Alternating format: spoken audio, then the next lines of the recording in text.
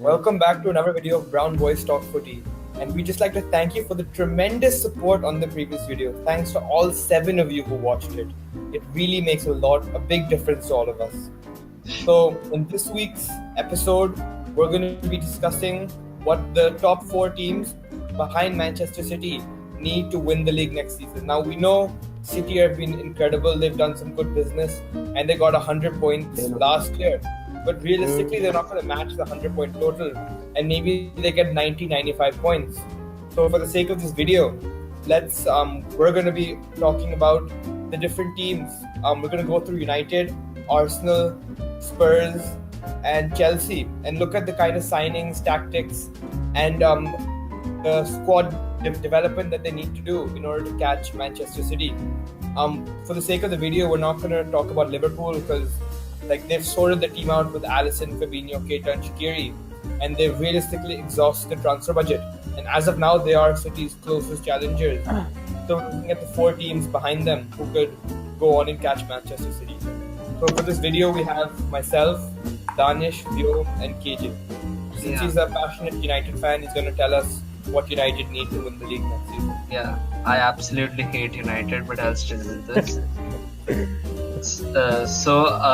I've gone with 2 signings which United could make, which could seriously make them contenders for City, like realistic contenders. So the first player I've gone for is Niklas Süle from Bayern Munich. Last year he arrived to Bayern for just 18 million and he made 24 appearances for them. So why I think it's such an important signing is because he's a massive upgrade for United's plan of passing from the backs. So he had a 93% pass accuracy with an average at 21 meters. So that just shows how well he can pass the ball, which was better than Smalling and Jones. Then he made 69 passes a game, which is almost as much as Smalling and Jones combined. And he's made more tackles than him at 1.3 per game to Smalling and Jones 0.85 and 0.86 respectively. And another reason I think this could be a good signing is because Bayern won't be very hesitant to sell him, as they already have the likes of Hummels, Boateng and Martinez on their squad. So I estimate this signing to cost about 60 million, which would be a great signing as he's just 22 years old. Yes. Yeah, and I actually completely agree with KJ. One of the biggest problems for United, actually in an attacking sense as well as a defensive sense, was the fact that we couldn't play out the back. Every time Smalling or Jones got the ball and they were pressed, they just kicked the ball upfield. And that's why against some of the bigger teams, we weren't able to hold the ball. Having someone like Süle in there who can hold the ball, playing alongside Bailly or Lindelof, will give us a lot more balance and ability to build our play up from the back. Alright. Mourinho's finally decided to play three midfielders, which is a really good benefit, along with the signing of Fred, which means they can play a midfield of Matic, Fred and Pogba, which is a very lethal midfield. And their attack is also sorted with Lingard, Lukaku and Alexis Sanchez after a break in 9 seasons. So yeah, that's the strength. Yeah, I think something that's also a big positive is Andreas Pereira's return from loan, and he offers more options in midfield. Because now while we have Pogba, Fred, Matic who start, United can always fall back on the likes of Fellaini, Andreas Pereira and Ander Herrera. So we do have the quality replacements to go in, and that will probably allow us to play midfield well. And I think the World Cup's probably been the biggest benefit to United, because the top players like Pogba had an incredible World Cup, Lingard found his feet and was crucial for England, and Lukaku's hold-up play improved tenfold. So I think the World Cup's been a big benefit, and hopefully United do a lot better next season. Yeah, so the second signing I've gone for is a bit of an underrated player, but in my opinion, he'll be a great fit for United, and it's Philipp Max from Augsburg. So he was the best left back in the Bundesliga last season. He had more tackles than Ashley Young, who was United's left back last season, making 1.58 tackles to Young's 0.92. And looking at the stats, the only stat in which Ashley Young is actually better than Philip Max is in successful passes. But when we when we give it a closer look, we can see that Philip Max has done much better with those limited passes compared to Young. For example, he was the top assister in the whole of Bundesliga, despite being a defender, and he also created triple the amount of chances that Ashley Young created. So I feel like this would be a great signing for United, and it would finally solve their left back problems. Yeah, I think that's been one of the biggest issues for United, not in a defensive sense, because I think Young's decent enough defensively against a smaller team. But going forward, we haven't had an attacking fullback who can kind of overlap, create chances, and complement the attack. Someone like Philip Max, who probably won't be as expensive as Alexandro, who Man U are chasing, would probably be a perfect fit. The main thing about Philip Max, why I went for him is, like, he's pretty young. He's younger than the likes of Sandro, as he's just 24, and he would just cost approximately about 30 million, which is let's be honest, is a bargain in today's market. Exactly, especially since Man U want to sell Darmian, they could almost get Max for like almost the same fee to sell Darmian for. So it would be a really good signing. Yeah.